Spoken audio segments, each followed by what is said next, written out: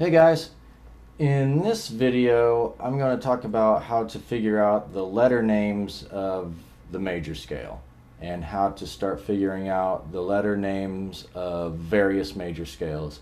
And I did a follow-up video on this and I went through all 12 major keys.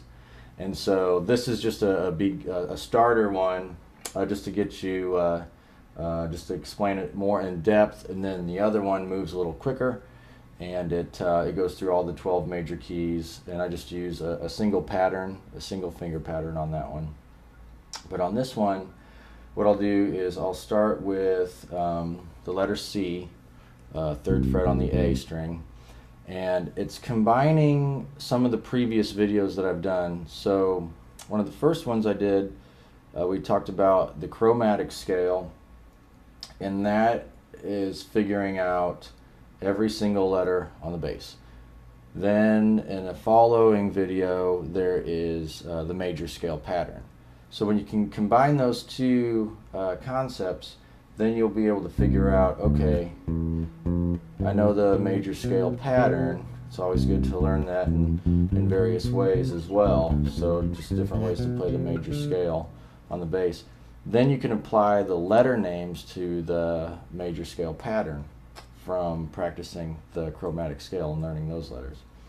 So we'll start on C, and that's our tonic note, fundamental note.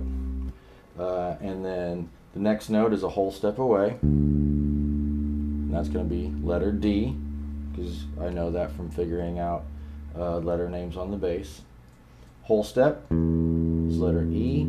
Half step is letter F, a whole step, letter G, another whole step, letter A, whole step, B, and then another half step, C, which finishes out the scale. And so you can play that in various combinations, different places on the neck.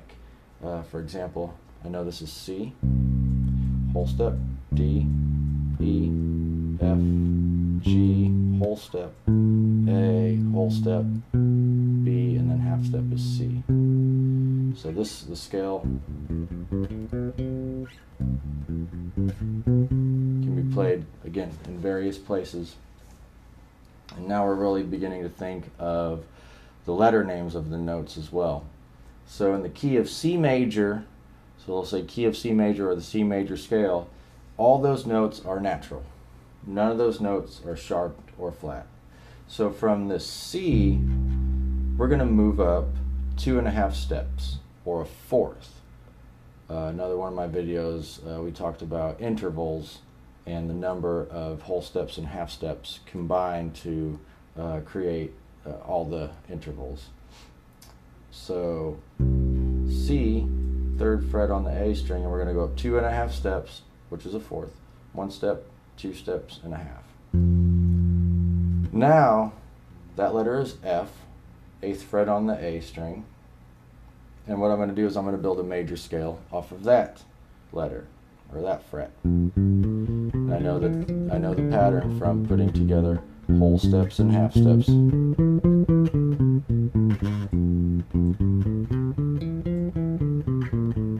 Okay, now I'm going to go back and figure out the letter names. F, whole step to G, whole step, that's going to be A, half step. I know I need a B of some kind because all these scales go up sequentially, letter names, alphabetically. And that's not going to be a B natural anymore, that's going to be a B flat, 8th fret on the D string, whole step, C, whole step to D, whole step to E, half step to F. So we have F, whole step to G, whole step to A, half step to B flat, whole step C, whole step D, whole step E, half step back to F. I always think of the descending order as well, and in different patterns, in different places. So C major, 0 sharps and flats, go up a fourth. F has 1 flat, which is B. Okay? So from F, we're going to go up another fourth, which is 2.5 steps. So we have F, 1 step, 2 steps, and then a half step. And that's going to be 13th fret on the A string, and that is going to be the letter B flat. Because if you count it 4 from F, you have F is 1, G, A, and B. And so we know we need a B of some kind, and this happens to be B flat. So instead of playing that B flat up here, for now, I'm going to take this down an octave, and I'm going to play B flat, 6th fret on the E string. So now I'm going to build a major scale from this B flat. I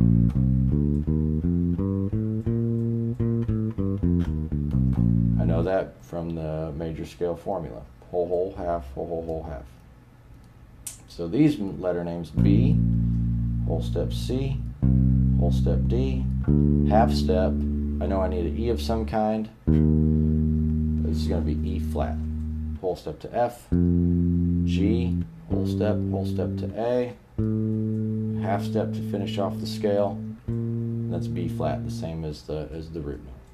So in this scale, B flat major, 2 flats. We have B flat and E flat.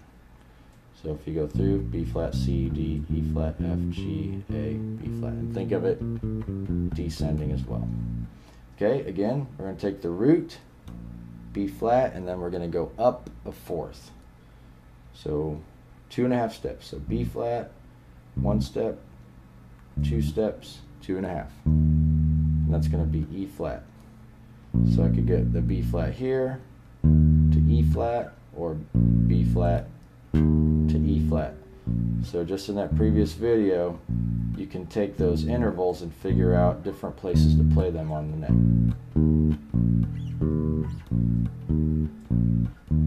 So I'll just start right here on this E flat. Okay, so we'll take the E flat, build a major scale.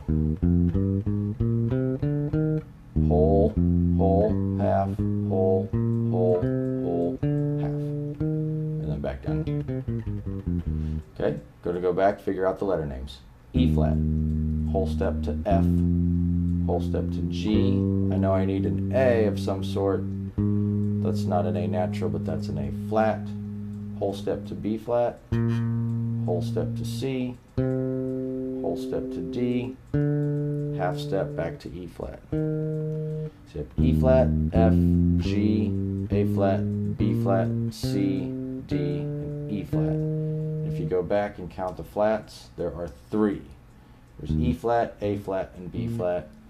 And then the ending note is the same letter name, it's a different octave, but in the key there will be 3 flats.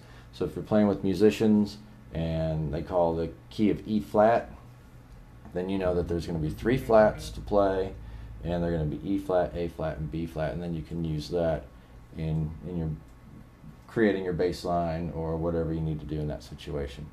So I started with 4 of them. I did C major, F major, B flat major, E flat major, and then you can keep on going around the cycle. And then the follow-up video, like I say, I just do that same pattern and progression, that same concept. Pick a root note, figure out the major scale by using the formula, the combination of half steps and whole steps, and then going back and figuring out the letter names of the notes. And then once you get all the way around the 12 keys, then you'll have a really good understanding of how many sharps and flats are in each of the 12 major keys. So I hope this helps out, and again, you know, ultimately I hope this kind of leads players to either helps create their own bass lines in their own writing, or just really helps them in their playing situations, no matter what they're doing, if they're playing out and gigging, or if you're just kind of sitting around with friends writing some tunes at home. So it just really expands your playing, and it helps you think of the fretboard differently, and just helps to be more creative and hopefully more fun. So until next time.